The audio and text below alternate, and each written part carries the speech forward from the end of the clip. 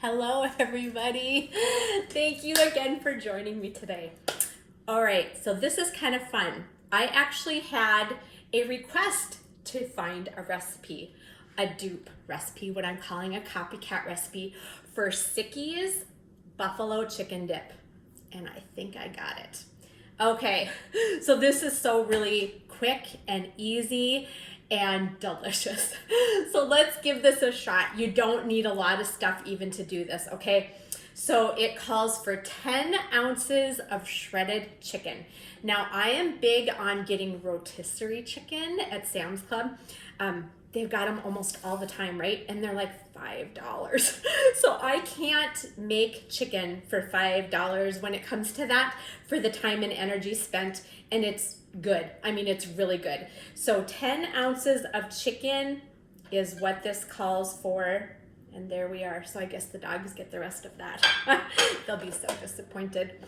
And then we are just going to shred this up. Now, of course, if you don't have chicken that you have either cooked yourself or like a rotisserie or leftover chicken, canned chicken would do just fine because that is still going to shred up really nice for you.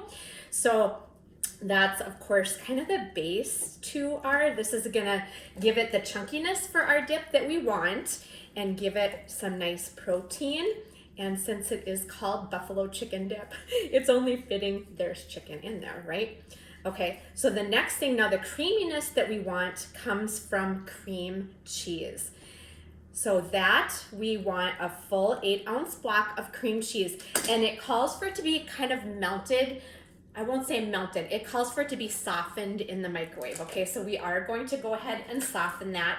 So I'll get that going, and it doesn't take long, of course.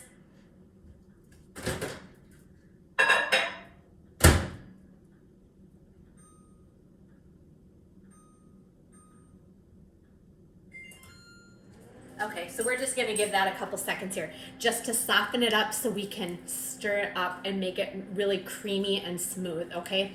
So then we are gonna add a couple more flavor things to that.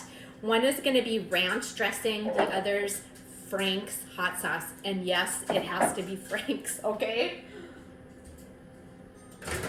Okay, so that is good. Like I say, that just takes a couple seconds. We just want it to soften up enough so we can spread it around. Does that make sense? Nice. Okay, so it's just softened. So we want a half a cup of bottled ranch dressing. Now, whatever brand you prefer, we happen to like the Ken's Steakhouse Ranch. So that is what I am using because that's what I have in the house. All right, half cup of that, and then a half cup of the Frank's hot sauce. And it is like a big deal.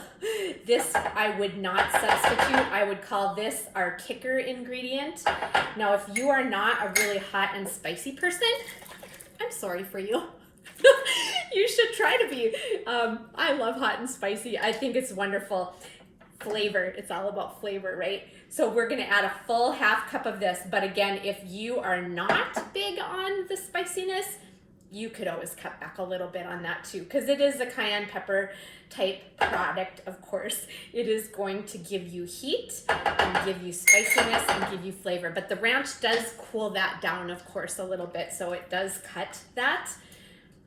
All right, this is looking good already. So basically, we've just made a buffalo sauce. Okay, we've just made a buffalo sauce there. Now we are gonna add our chicken and then some cheddar cheese. And then we bake this. So you bake it at about a 350 degree oven, and you're just gonna bake it till it's hot and bubbly. Obviously everything is cooked in here, so that is not our goal.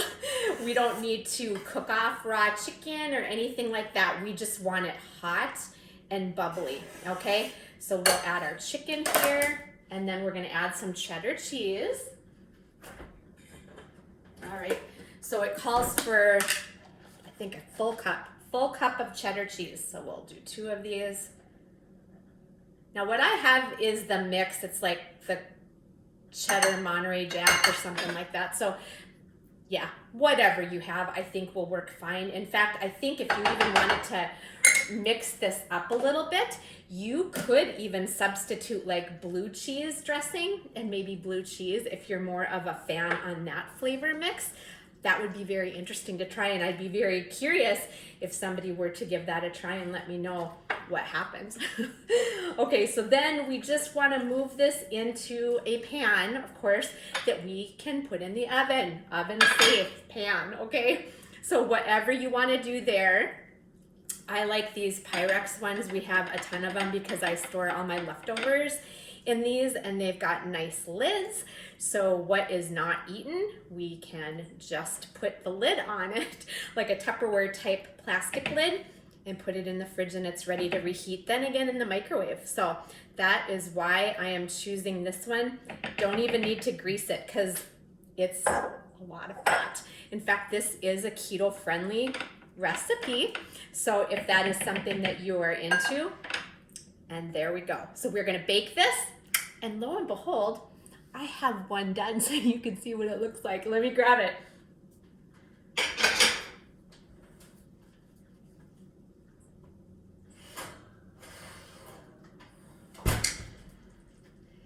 All right, do you see that? Hot and bubbly. You may not be able to see it, but it's bubbling around the edges. It's nice and loosey-goosey. This is ready to eat, ready to dip into. Now, of course, I can't just stop there. So I need to add a little bit of color on this because we always eat with our eyes first, right? And what it looks like. So I'm adding some green onions, just some sliced up green onions on the top, and then some tomatoes that I just chopped up. And that is going to be it, you guys. That is it. Now, I think that this could be well served with chips. That's pretty much a given. You could also serve this with celery sticks, which is how I'm going to try this for you. It's too bad you're not here. You could try it yourself. So yeah, it's really hot yet. But man, does it look delicious. I think I got it. I think this is the recipe, you guys. It tastes identical to the Sickies, and I am thrilled about that. Took a little trial and error to get there, but I think we are there. I hope you give this a try. Thanks again for tuning in with me. I hope you have something great planned on your agenda today, and I hope you have something even more great planned on your menu.